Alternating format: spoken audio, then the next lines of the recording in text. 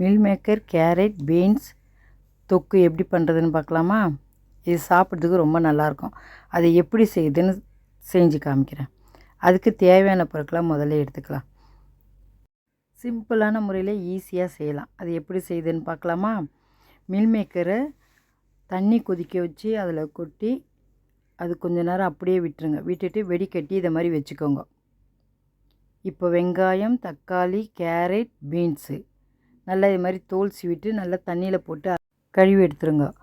இதை மாதிரி கழுவிட்டு தான் அரியணும். பொடிசாக கட் பண்ணிங்க பீன்ஸு, கேரட்டை கட் பண்ணிங்க, தக்காளி வெங்காயம் கட் பண்ணிக்கோங்க. பொடிசாக கட் பண்ணி எல்லாத்தையும் வச்சுக்கோங்க. இதை மாதிரி அரிஞ்சிட்டு கழுவாதீங்க. கடுகு, மஞ்சள்தூள், மிளகாய்த்தூள், உப்பு. இப்போ இது மாதிரி ஒரு குக்கர் எடுத்துங்க. குக்கர் எடுத்துக்கிட்டு வெங்காயம், தக்காளி, கேரட், பீன்ஸ்,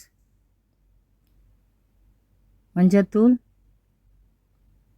உப்பு, மிளகாய்த்தூள் கொஞ்சம் போல் தண்ணி ஊற்றிடுங்க. ரொம்ப ஊற்றாதீங்க, கொஞ்சம் ஊற்றுங்க. ஒரே ஒரு விசில் பாருங்கள், மூடி போட்டு ஒரே ஒரு விசில் தான், காய் வெந்துடும். காய் வெந்துச்சு பாருங்கள். இப்போ பாருங்கள் கரெக்டாக வெந்து தண்ணியில் பாருங்கள் கரெக்டாக இருக்குது. அதுக்கு தான் கொஞ்சமாக தண்ணி ஊற்றி கரெக்டாக வேக வைக்கணும். ஒரே ஒரு விசிலில் வெந்துடும் காய். இப்போ அதை எப்படி தாளிக்குதுன்னு பார்க்கலாம். கடுகு, கறிவேப்பிலை. ஒரு கடாய் வச்சுட்டு எண்ணெய் ஊற்றிடுங்க.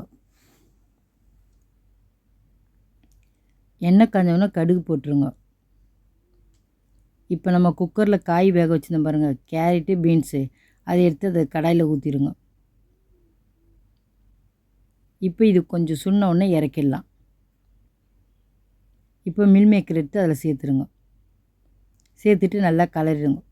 கறிவேப்பிலை சேர்த்துருங்க. இது மாதிரி நல்லா கலரி விட்டுருங்க. இது சப்பாத்திக்கும் தோசைக்கும் வச்சு சாப்பிட்டு பாருங்கள், ரொம்ப நல்லாயிருக்கும் இது சாப்பிட்றதுக்கு. காய் சாப்பிடாதவங்களாம் இதை செஞ்சு கொடுத்தா இதை மாதிரி சாப்பிட்றதுக்கு ரொம்ப நல்லாயிருக்கும். கேரட்டு பீன்ஸ் எல்லாம் சாப்பிட மாட்டாங்க, இதை மாதிரி செஞ்சு கொடுங்க, கண்டிப்பாக சாப்பிடுவாங்க. நல்லாயிருக்கும் இது சாப்பிட்றதுக்கு. இப்போ ஒரு ரசம் சாதத்துக்கு இதை சாப்பிடுங்க, ரொம்ப நல்லாயிருக்கும். சப்பாத்திக்கும் ரொம்ப நல்லாயிருக்கும் இது சாப்பிட. அவ்வளோதான், ரெடி ஆயிடுச்சு பார்த்தீங்களா?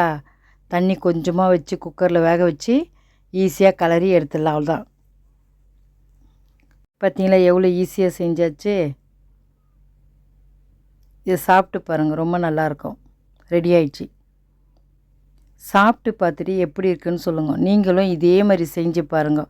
சாப்பிட்றதுக்கு இது ரொம்ப நல்லாயிருக்கும். சப்பாத்தி வச்சு சாப்பிட்டுட்டு சொல்லுங்கள். சாப்பாட்டுக்கு இது ரொம்ப நல்லாயிருக்கும். தயிர் சாதம், ரசம் சாதம் ரெண்டுத்துக்கும் வச்சு சாப்பிட்டு பாருங்கள்.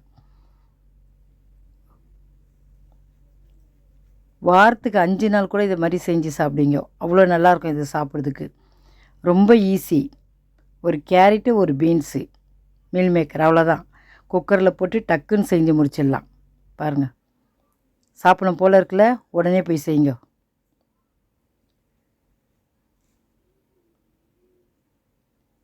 மத்தியானம் செஞ்சுட்டு நைட்டு சப்பாத்திக்கும் வச்சுக்கலாம், தோசைக்கும் வச்சுக்கலாம். கெட்டுலாம் போகாது. லைக் பண்ணுங்கள், ஷேர் பண்ணுங்கள், மறக்காமல் நம்ம சேனலுக்கு சப்ஸ்கிரைப் பண்ணுங்கள். தேங்க்ஸ் ஃபார் வாட்சிங்.